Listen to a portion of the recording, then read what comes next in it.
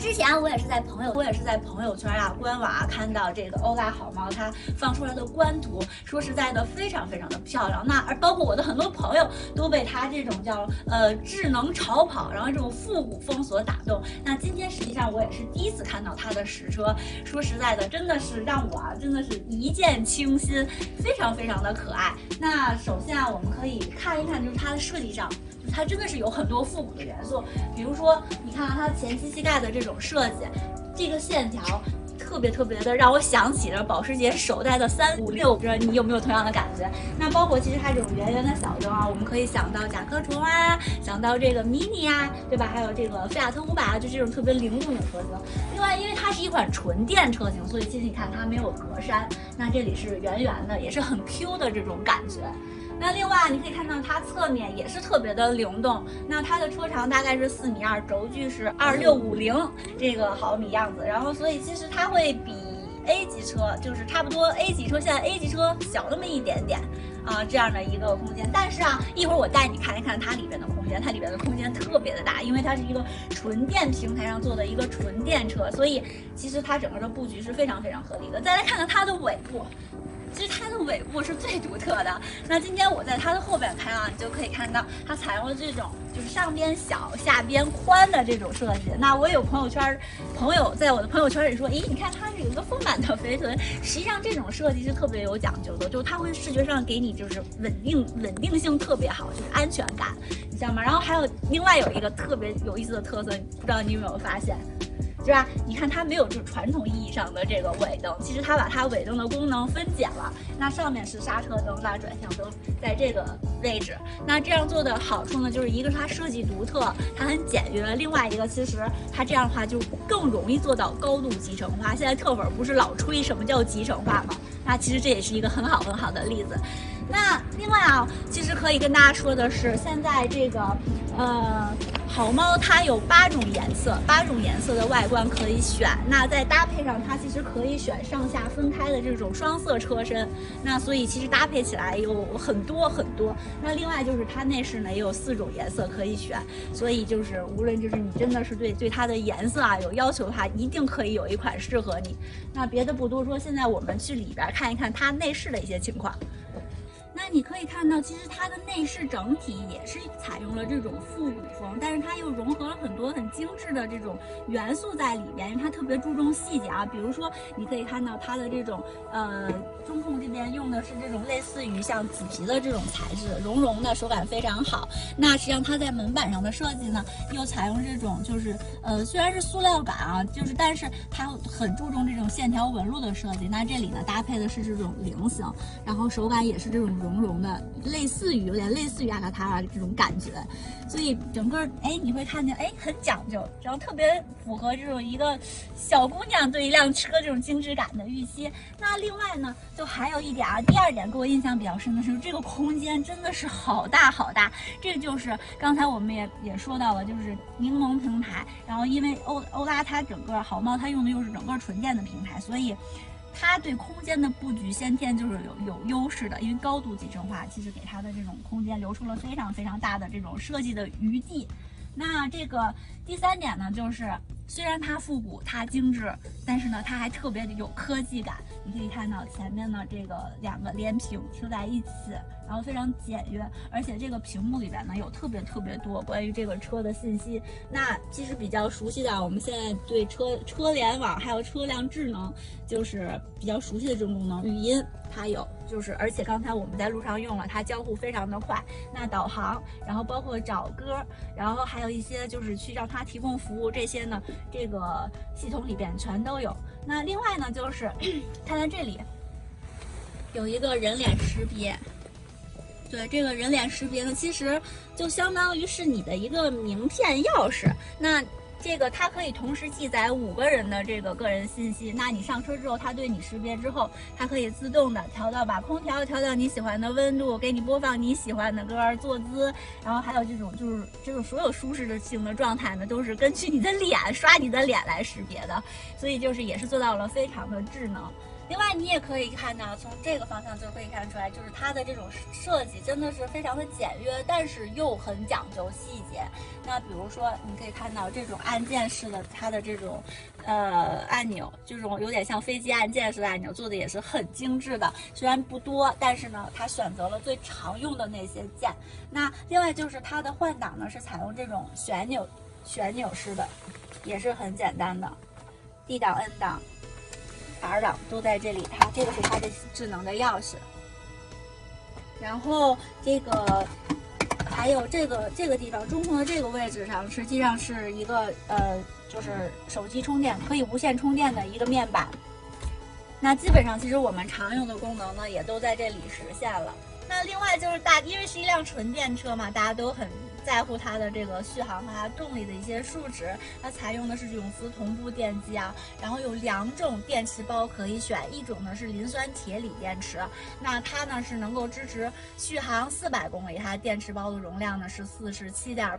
另外还有一种呢是由长城自己的蜂巢提供的这种电池包，它容量更大一点，是59.1千瓦时，那可以支撑欧拉好猫跑500公里。那刚才我们讲了这个车联网的部分啊，那实际上现在说到这个车的智能啊，大家都特别关心它的智能辅助驾驶系统。实际上欧拉好猫啊，它呢用的是摩拜 iQ4的这个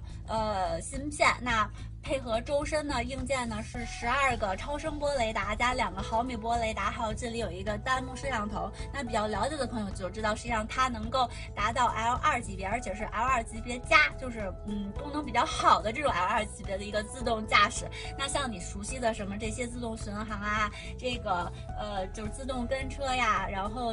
拥堵辅助啊，然后车道保持，包括弯道的这种那个保持系统，它都有，基本上别人有的它都有，而且还有一个别人没有的东西它有，就是它有一个50米的倒车循迹功能。那这个功能实际上 H6 上面有，大家知道。那再更早一点呢，是跟宝马一样，宝马新推出的车型都有这个50米倒车循迹功能。现在我们在试好猫它驾驶辅助系统，那其实它的整个操作基本上都在这个右手这个区域，然后我们现在已经把它开启了。那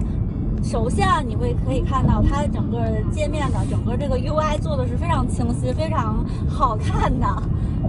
琳琅满目。那然后其次啊，我们就来试它的这个功能。其实你可以看到，现在我们在走一个弯道，而且这边有车在汇入。那我开启的是这种跟车模式。那整个你看这个，我的手放在这里，只是因为它需要有手在这里，传感器嘛，这个安全设定。那其他其实刚才所有的操作都是它自己来设定的，非常流畅啊！刚才过这个弯道，包括汇入口的时候。那现在我给大家讲一讲它开起来的感受啊。那好猫啊，实际上是一个特别有亲和力，然后特别适合我们在城市里做通勤使用啊，或者是在城际间通勤使用的这样一个小车。那它拥有电动车啊所有驾驶起来的这种优势，比如说它的 NVH 啊就会健身好，它动力输出直接。但是呢，因为其实它还是一个价格定位在10万元左右的一个电动车，其实它也还是要注意控制一下成本，然后控制一下我们的使用成本。那所以它在性能上并没有说去追求这种极致性能。那相对来说啊，它的最高时速呢设计是大概在150公里每小时这个样子。那另外就是它是0到50公里的加速呢是3.8秒，所以其实也还是很快的了啊，对于我们日常使用。那就是它驾驶起来，其实我觉得作为一款纯电车，其实它的动力反馈，包括它的油门和方向，就是在你驾驶起来给你的反馈，其实现在的车都调的蛮接近就是这个油的车的，就是你会感觉它会是一个很舒适，然后经济性很好的一个这个油的车，大概是这种感觉，有这种去调教出来的反馈。那另外就是还有一点就是可能是它一个小小的缺点，就是刚才我们在路上开，比如说它的最佳时速真的是应该城市里边是在80公里往下，那个时候你开这个车的静音性觉得是特别好。那现在我们在高速上，这个车开到100公里往上，你就会觉得稍微有一点点的胎噪啊，然后风噪会传递进来。现在我坐在它的这个后座上，它的这个空间依旧是非常的宽敞，而且刚才我前面坐的这个座位是个1.8米。